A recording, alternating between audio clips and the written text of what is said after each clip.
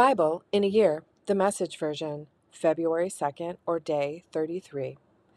Exodus chapter 15, verse 19 through chapter 17, verse 7.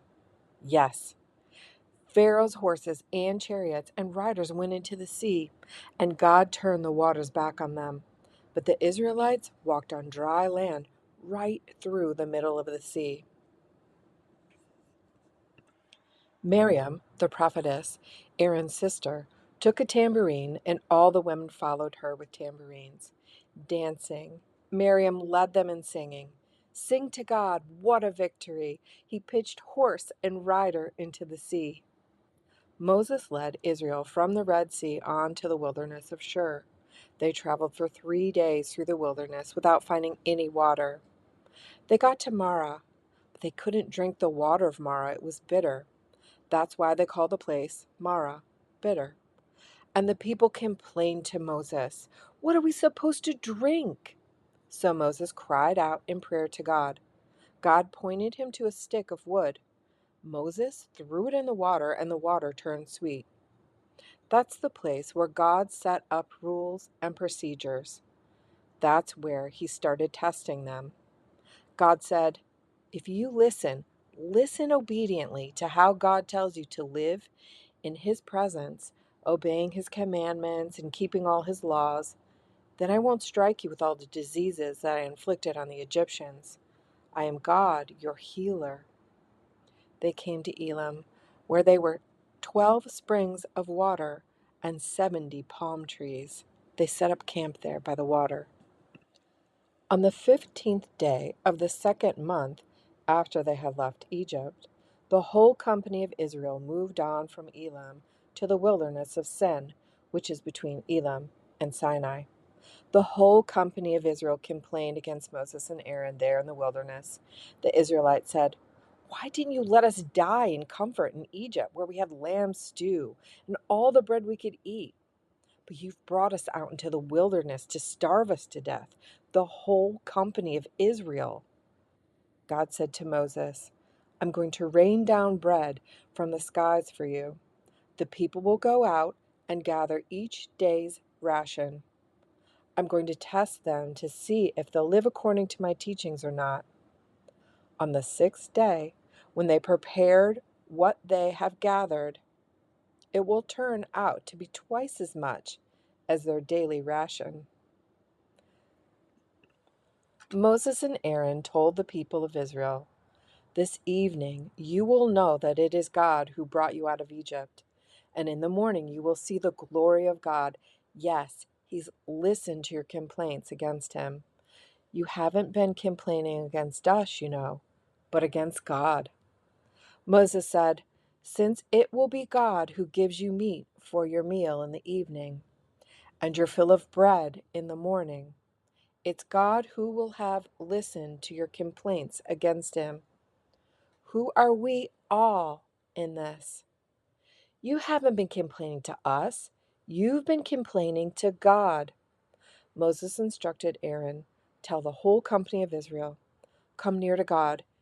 He heard your complaints."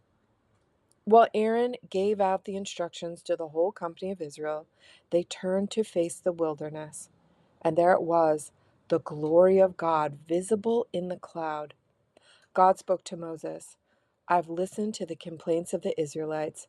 Now tell them, at dusk you will eat meat, and at dawn you'll eat your fill of bread, and you'll realize that I am God, your God." That evening, quail flew in and covered the camp. In the morning, there was a layer of dew all over the camp. When the layer of dew had lifted, there on the wilderness ground was a fine, flaky something, fine as frost on the ground. The Israelites took one look and said to one another, "Manna? What is it?" They had no idea what it was. So Moses told them, "It's the bread God has given you to eat, and these are God's instructions. Gather enough for each person, about 2 quarts per person. Gather enough for everyone in your tent." The people of Israel went to work and started gathering. some more, some less. But when they measured out what they had gathered, those who gathered more had no extra, and those who gathered less weren't short. Each person had gathered as much as they needed. Moses said to them, "Don't leave any of it until morning." But they didn't listen to Moses. A few of the men kept back some of it until morning. It got wormy and smelled bad, and Moses lost his temper with them. They gathered it every morning, each person according to need. Then the sun heated up and it melted. On the sixth day, they gathered twice as much bread, about 4 quarts per person. Then the leaders of the company came to Moses and reported. Moses said, "This is what God was talking about. Tomorrow is the day of rest, a holy Sabbath to God. Whatever you plan to bake, bake today, and whatever you plan to boil, boil today. Then set aside the leftovers until morning." They set aside what was left until morning, as Moses commanded. It didn't smell bad, and there were no worms in it. Moses said, "Now eat it. This is the day, a Sabbath day for God. You won't find any of it on the ground today. Gather it every day for 6 days, but the seventh day is Sabbath. There won't be any of it on the ground." On the seventh day, some of the people went out to gather anyway, but they didn't find any. God said to Moses, "How long are you going to disobey my commands and not follow my instructions? Don't you see that God has given you the Sabbath? So on the sixth day, he gives you bread for 2 days. So each of you stay home. Don't leave your home on the seventh day." So the people quit working on the seventh day. The Israelites named it manna. What is it? It looked like coriander seed, whitish, and it tasted like a cracker with honey.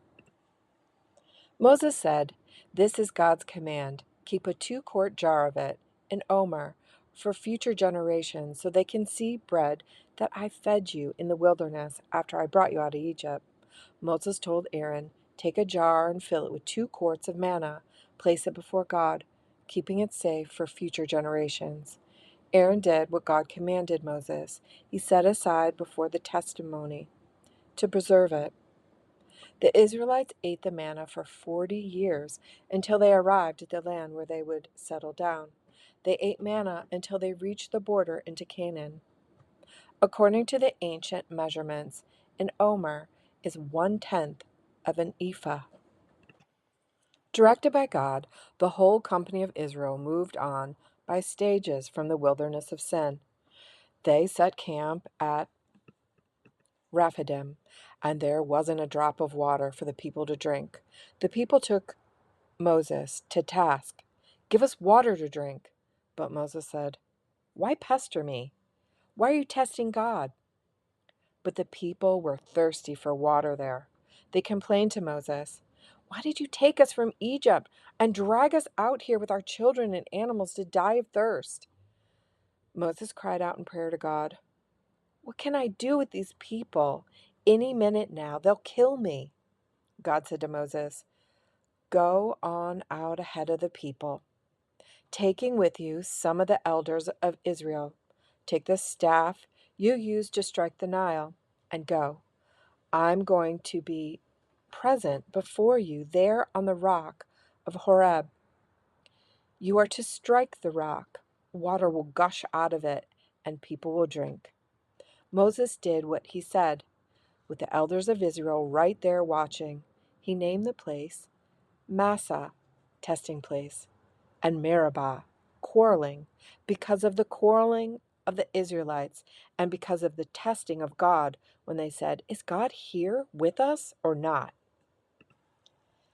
Matthew chapter 22, verse 1 through verse 33. Jesus responded by telling still more stories. "God's kingdom," he said, "is like a king who threw a wedding banquet for his son. He sent out servants to call in all the invited guests, and they wouldn't come. He sent out another round of servants, instructing them to tell the guests, 'Look, Everything's on the table. The prime rib is ready for carving. Come to the feast." They only shrugged their shoulders and went off, one to weed his garden, another to work in his shop, the rest, with nothing better to do, beat up on the messengers and then killed them. The king was outraged and sent his soldiers to destroy those thugs and level their city. Then he told his servants, "We have a wedding banquet all prepared, but no guests. The ones I invited weren't up to it. Go out into the busiest intersections in town and invite anyone you find to the banquet." The servants went out on the streets and round up everyone they laid eyes on, good and bad, regardless, until the banquet was on, every place filled. When the king entered and looked over the scene, he spotted a man who wasn't properly dressed. He said to him, "Friend, how dare you come in here looking like that?" The man was speechless. Then the king told his servants, "Get him out of here, fast.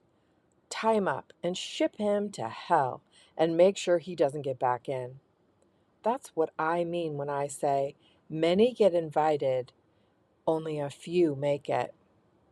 That's when the Pharisees plotted a way to trap him into saying something damaging. They sent their disciples with a few of Herod's followers mixed in to ask, "Teacher, we know you have integrity. Teach the way of God accurately, are indifferent to popular opinion, and don't pander to your students. So tell us honestly, is it right to pay taxes to Caesar or not?" Jesus knew they were up to no good. He said, "Why are you playing these games with me? Why are you trying to trap me? Do you have a coin? Let me see it." They handed him a silver piece.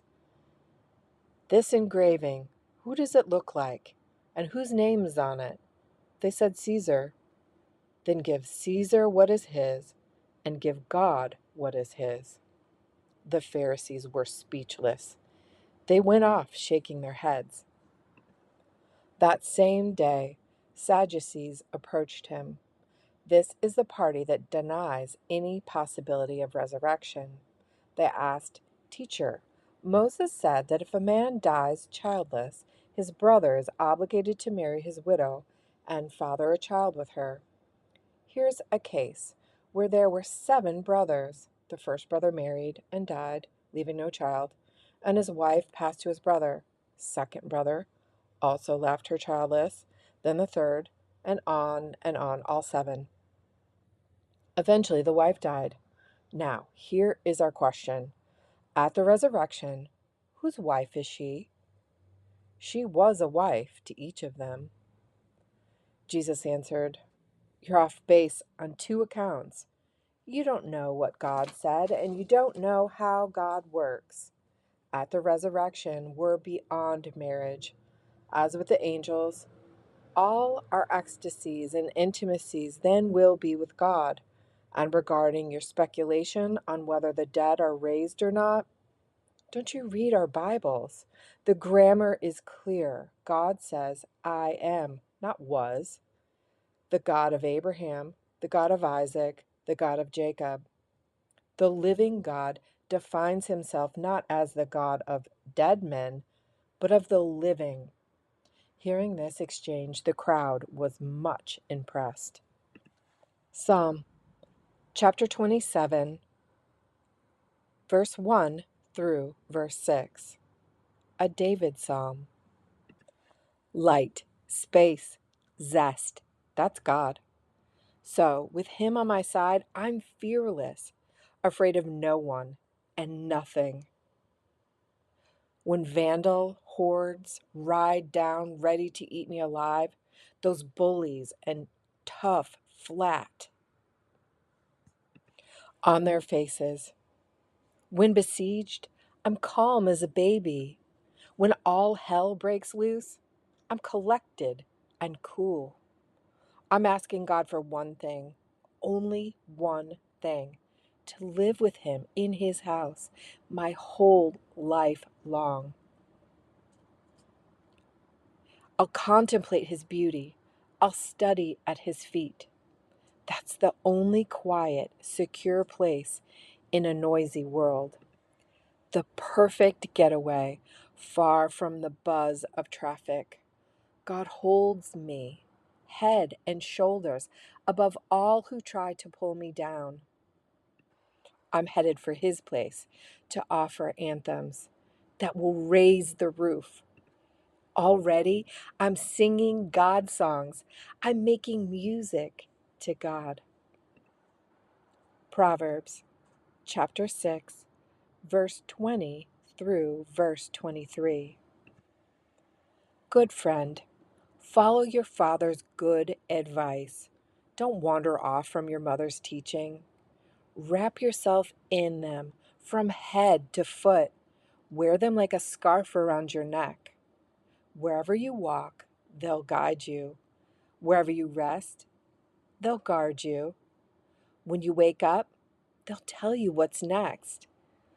For sound advice is a beacon. Good teaching is a light. Moral discipline is a life path. This was a daily reading of the Message version of the Bible, read to you by Bible in a Year.